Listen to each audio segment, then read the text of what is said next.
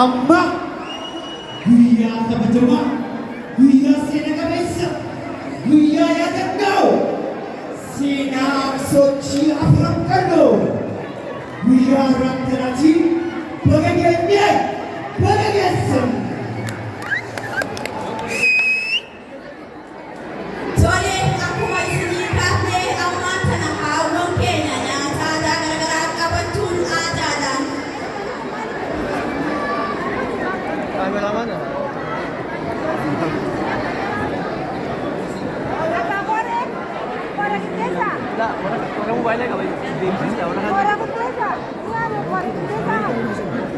Guyyaa jaalalaa guyyaa guyyaa seena qabeessaa guyyaa akka addunyaatti dhaloonni Oromoodhaa kan kutaa godhatan akkasumatti illee dhaloonni waqtii qabsaa'otaa afran qalloo guyyaa yaadannoo artistoota isaaniitiif qabsaa'ota isaaniitiif gameessa isaanii itti yaadatu argama.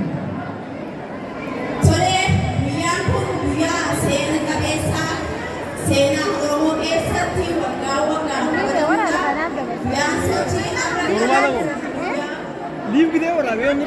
ayyaanni hundeeffamaa afran qalloo waggaa 61ffaa isaa kabajatu irratti argama. Guyyaa kana sagantaalee keenya akkuma isin beeksifnee wal duraa duubaan warri mana kana keessatti argamtan guyyaa afran qalloo kana jiraachuudhaaf eegaladhaa. Afran itu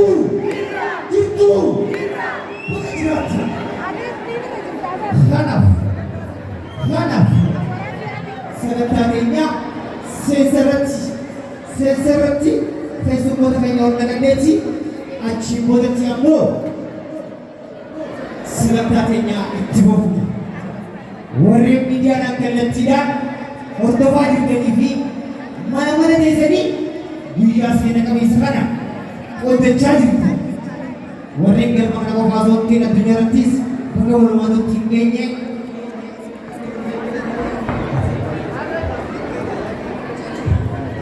baga hundeeffamaa waggaa 60ffaa afran qalloo siin jedhana.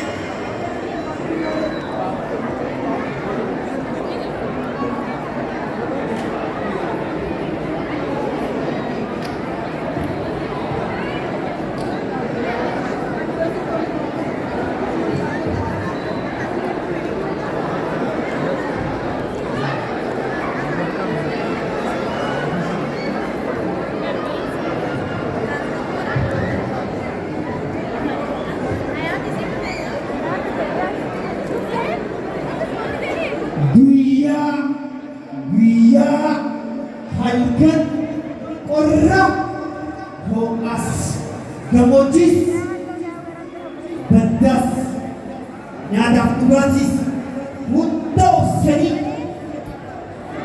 hawaasni keenya cunqursaa bara meeqaa hawaasni keenya gabrummaa jalaa bahuu qaba jedhanii guyyaa kanatti adeemaman nu godhan. Qabsaa'ota keenya maqaa sochii afran qallooti warreen har'a guyyaa kana akka itti boonu itti yaadamu itti kabajamu bara baraan akka itti lakkaa'amu itti hin dhugeef bara baraan yaadachuunis dirqama keenyatti argamu.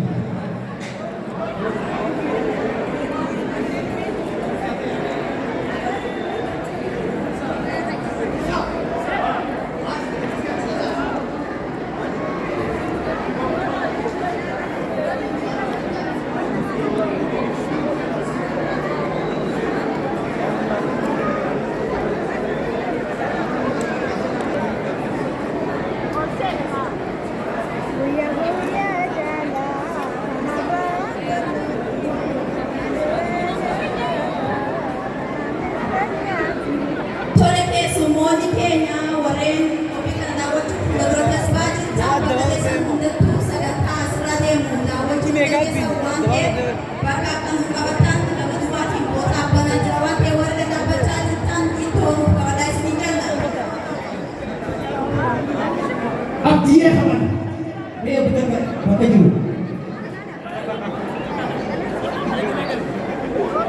Oke, apa